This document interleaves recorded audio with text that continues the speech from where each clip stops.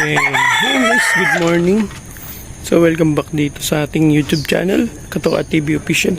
So nga guys, for today's video is update ko kayo sa ating mga alapate. So yung mga video last time is ng mga nakarang araw pa, pero ito na yung pinaka-updated natin. So ayun nga guys, bali ito mag-iitlog to ngayon. Itong hen na to, may itlog na pala siya, dalawa. So ayun, dalawang hen, isang cock. So ibig sabihin, yung bull system natin is gumana. So waiting na lang tayo sa mga hen na gagawin natin seater. So ayan, ito pares top, dalawang hen yan. So, dalawang hen, mag-asawa, dalawang hen mag-asawa. So pag nagkataon guys, sila yung gagawin nating seater pag nag-itlog na ulit tong isa, kasi nang-itlog na yung dalawa. Kasi ito, alam ko may itlog na to. Gusto mangingitlog na rin. Isang cock, dalawang hen. So ayun, bull system guys. Gagamitan natin sila ng mga seater para mas maganda. So ayun nga yung mga seater natin na nakaabang. So dalawang hen, apat na hen. Tapos ito meron pa tayo dito, dalawang hen din. Yan. So pag umitlog na ulit yung mga ano natin, pwedeng yung first clutch palimliman natin sa mga hen, pero depende sa sitwasyon kung mag-iitlog itong mga to, yung mga hen natin na pares.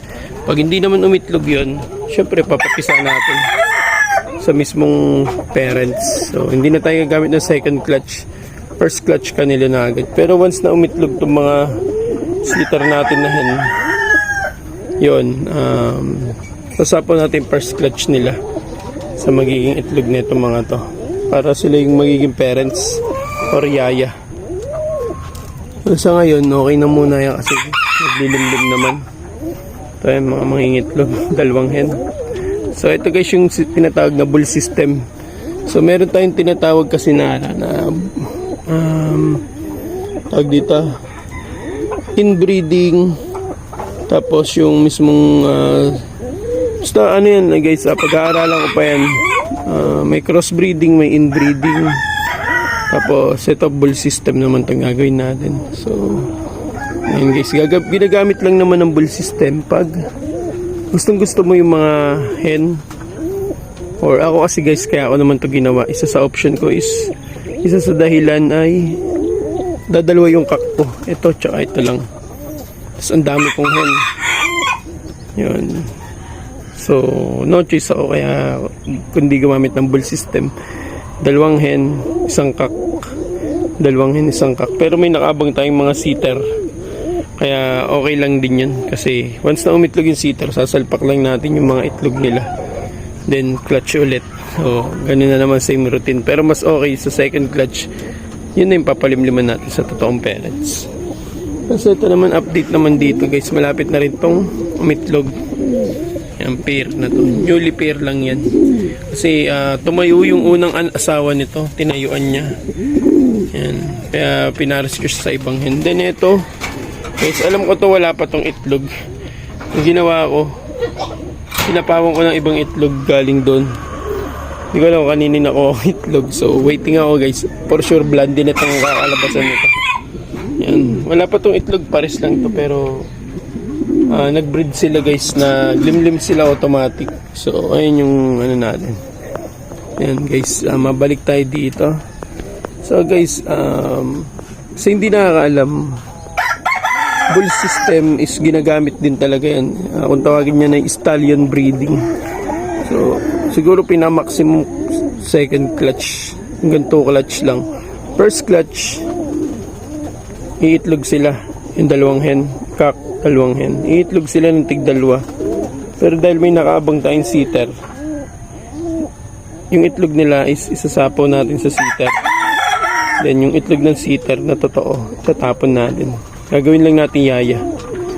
So bali ang twist dito, ang kaibahan lang kasi guys, ang seater na ginamit ko is mga hen. Ang seater na gagamitin ko is mga hen na magkakapares. Kagaya nito, pares siyang seater na yan na hen. Then ito, hen din to.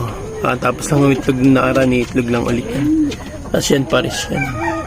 So nasubukan ko na yun ilang beses, kaya para sa akin effective talaga rin na may seater. Bagay, ganun naman pag stallion breeding or bull system na tinatawag. So, kagaya niyan guys. Pag umitlog yan, ng first clutch, pwede kong isapaw. Pwede kong ilagay palimliman sa mga seater. Then yung second clutch, yun na yung tutuloy nilang kanilang lilimliman. So, automatic, tig-dalawa. Pag nilimliman ng seater, may 4 tayo. Tapos itlog ulit sila ng tig-dalawa. Then, 8 agad. Kumbaga, 2, sapaw, 2, lilimliman, 8. Ganun din dito. DDC6 guys. So, ganun kabilis yung magiging sistema ng bull system. Pagka ginagamit lang naman yung pagkakulang sa kak or gustong gusto mo yung lahi, ginagamit talaga yun ng ibang mga breeder. So, kahit saan lugar guys, pa ibang bansa or dito sa Pilipinas. So ayun yung bull system. Pero dapat talaga pag gagamit ka ng bull system, gumamit kayo ng seater kasi mas okay pa rin talaga na may nakaabang na seater kagaya nito. Ayan yung gagamitin ko guys na seater. So, ayan nga sila. Ito, gilimlim na to. Anytime pwede kong tanggalin itlog niyan. Pagka may nag-itlog ito, halimbawa umitlog na to. So, ito mag-asawang babae na to. Pag umitlog yan, yung itlog nitong 2 tatanggalin ko. Papalimliman ko dyan. So, ang mangyayari, ito, continuous ang pangangasawa nito, continuous ang pananakay ng pop. So, mag-iitlog ulit siya ng 2. Yun na yung ipapalimlim ko sa kanya mismo. Then yung sinapaw natin, yun yung lilimliman ng seater natin. So ayun guys, ganun ka simple yung bull system. So na-try ko na to ilang beses. Naging success naman yung mga nakaraan. Dati pa yun, hindi pa ako nagbablog. So nangyari, ang naglimlim mga hen. So makikita nyo sa vlog ko, satinet, pero ang sinusubuan nila is ang sinusubuan nila ay blondinet. So yun yung meaning ng bull system guys. Magtataka kayo sa mga papakita ko na lang dito, pa-flash ko sa screen. Yan. So yan yun guys, para makita nyo lang. So ayun lang naman guys, wala naman tayong ibang update dito kundi ito lang kasi mag-iitlogan na to, sunod-sunod na yan. Yan tsaka yan. So 4 na hen yun guys, nakahanda. Then tag isang kak lang. Tapos mga seater nakaabang lang din. So yun lang muna guys, and maraming salamat. At kung bago pa lang sa ating YouTube channel, huwag mo kalimutan mag-subscribe and mag-like. And follow nyo na rin yung ating Facebook page, Katoka TV Official. Meron din tayong TikTok account guys, Katoka TV Official. Search nyo lang, makikita nyo yung ibang update doon. Active din ako doon. So dito, bago lang ulit ako magsisimula. So guys, maraming salamat. So update ko na kayo sa mga susunod na mangyayari.